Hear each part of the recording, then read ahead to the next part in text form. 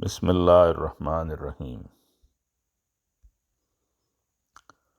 حضرت مسیح موعود علیہ الصلاۃ والسلام ہی ہیں جنہوں نے ہر لحاظ سے اسلام اور حضرت صلی اللہ علیہ وسلم کا دفاع کیا ہے۔ انتخاب از خطبہ جمعہ حضرت خلیفۃ المسیح الخامس ایدہ اللہ تعالی بنصر العزیز، فرمودہ 20 اکتوبر سن 2017۔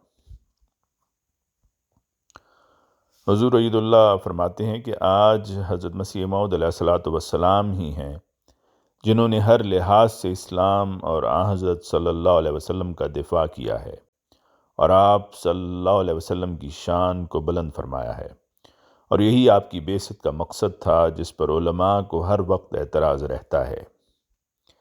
اس بات کو بیان فرماتے ہوئے کہ زندہ نبی حضرت صلی اللہ علیہ وسلم ہیں، آپ علیہ السلام فرماتے ہیں، غور کر کے دیکھو کہ جب یہ لوگ خلاف قرآن و سنت کہتے ہیں کہ حضرت عیسیٰ زندہ آسمان پر بیٹھے ہیں، تو پادریوں کو نکتہ چینی کا موقع ملتا ہے اور وہ جھٹ پٹ کہہ اٹھتے ہیں کہ تمہارا پیغمبر مر گیا اور معاذ اللہ وہ زمینی ہے۔ اور حضور فرماتے ہیں، اور یہی کچھ ٹی وی چینلوں پر ہوتا رہا ہے جس پر عرب دنیا میں بڑی بے چینی پیدا ہوتی رہی ہے۔ آخر کار جب ہماری دلیلیں سنیں، ہیوار کے پروگرام سنیں، MTA پر عربی پروگرام سنیں، تب بہت سارے لوگوں نے اس کو پسند کیا اور ان دلائل کے قائل ہوئے، لیکن علماء پھر بھی قائل نہیں ہو رہے۔ آپ علیہ السلام فرماتے ہیں کہ حضرت عیسیٰ زندہ اور آسمانی ہے، اور اس کے ساتھ ہی حضرت صلی اللہ علیہ وسلم کی توہین کر کے کہتے ہیں کہ وہ مردہ ہے۔ ان کی یہ باتیں ہیں کہ وہ جھٹ کہتے ہیں کہ تمہارا پیغمبر مر گیا، معاذ اللہ وہ زمینی ہے۔ عیسائی پادری یہ کہتے ہیں کہ حضرت عیسیٰ زندہ ہیں اور آسمانی ہیں، اور اس کے ساتھ ہی حضرت صلی اللہ علیہ وسلم کی توہین کر کے عیسائی یہ کہتے ہیں کہ وہ مردہ ہے۔ یہی ان کا پروپیگنڈا ہوتا رہا ہے۔ آپ فرماتے ہیں کہ سوچ کر بتاؤ کہ وہ پیغمبر جو افضل الرسل اور خاتم الانبیاء ہے، ایسا اعتقاد کر کے اس کی فضیلت اور خاتمیت کو یہ لوگ بٹا نہیں لگاتے؟ ضرور لگاتے ہیں، اور خود حضرت صلی اللہ علیہ وسلم کی توہین کا ارتکاب کرتے ہیں۔ آپ فرماتے ہیں کہ میں یقین رکھتا ہوں کہ پادریوں سے جس قدر توہین ان لوگوں نے اسلام کی کرائی ہے، یعنی ان مسلمانوں نے جو یہ نظریہ رکھتے ہیں کہ حضرت عیسیٰ زندہ ہیں اور حضرت صلی اللہ علیہ وسلم کو مردہ کہلایا ہے، اسی کی سزا میں یہ نکبت اور بدبختی ان کے شامل حال ہو رہی ہے۔ مسلمانوں کا جو حال ہے یہ اسی وجہ سے ہے۔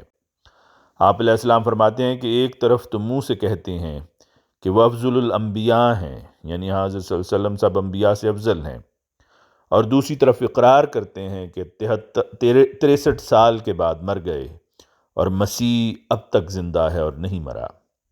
حالانکہ اللہ تعالیٰ حضرت صلی اللہ علیہ وسلم کو فرماتا ہے وَكَانَ فَضْلُ اللَّهِ عَلَيْكَ عَظِيمًا، کہ اللہ تعالیٰ کا تجھ پر بہت بڑا فضل ہے۔ پھر کیا یہ ارشاد الہی غلط ہے؟ فرماتے ہیں نہیں، یہ بالکل درست اور صحیح ہے۔ وہ جھوٹے ہیں جو کہتے ہیں کہ حضرت صلی اللہ علیہ وسلم مردہ ہیں۔ اس سے بڑھ کر کوئی کلمہ توہین کا نہیں ہو سکتا۔ حقیقت یہی ہے کہ حضرت صلی اللہ علیہ وسلم میں ایسی فضیلت ہے جو کسی نبی میں نہیں ہے۔ میں اس کو عزیز رکھتا ہوں کہ حضرت صلی اللہ علیہ وسلم کی حیات کو جو شخص بیان نہیں کرتا وہ میرے نزدیک کافر ہے۔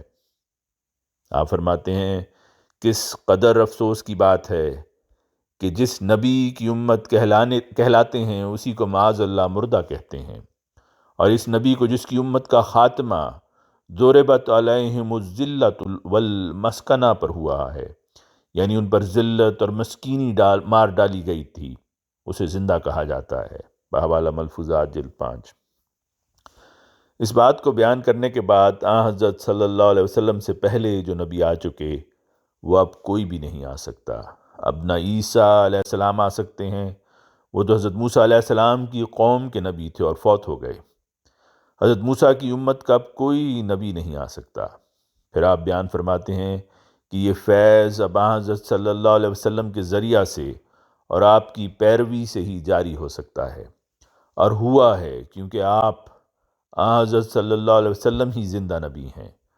چنانچہ اس زمانے میں حضرت صلی اللہ علیہ وسلم کی پیروی میں اللہ تعالیٰ نے آپ کو مسیح موعود اور مہدی موعود بنا کر بھیجا ہے، جس کا درجہ حضرت صلی اللہ علیہ وسلم کے تابع نبی کا اور غیر شرعی نبی کا ہے۔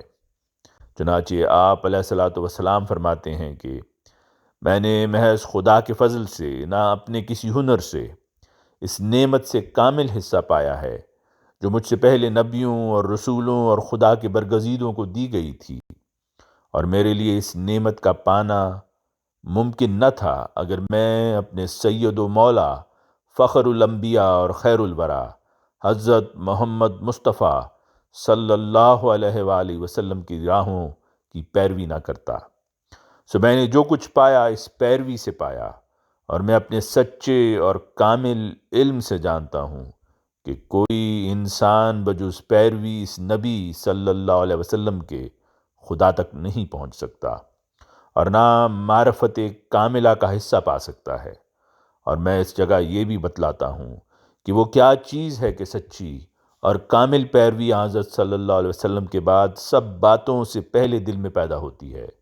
سو یاد رہے کہ وہ قلب سلیم ہے، یعنی دل سے دنیا کی محبت نکل جاتی ہے اور دل ایک ابدی اور لازوال لذت کا طالب ہو جاتا ہے، پھر بعد اس کے ایک مصفا اور کامل محبت الہی باعث اس قلب سلیم کے حاصل ہوتی ہے۔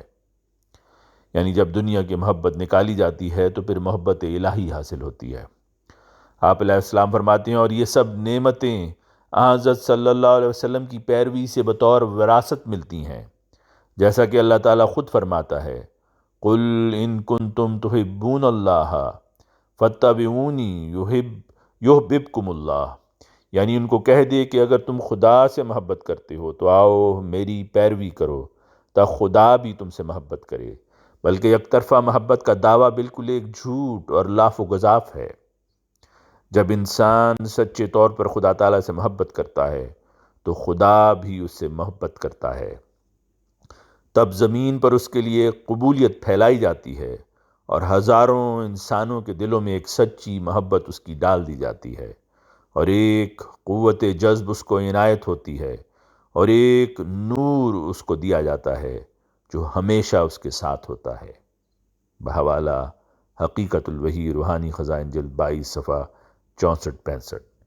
آواز مرزا عمران احسن۔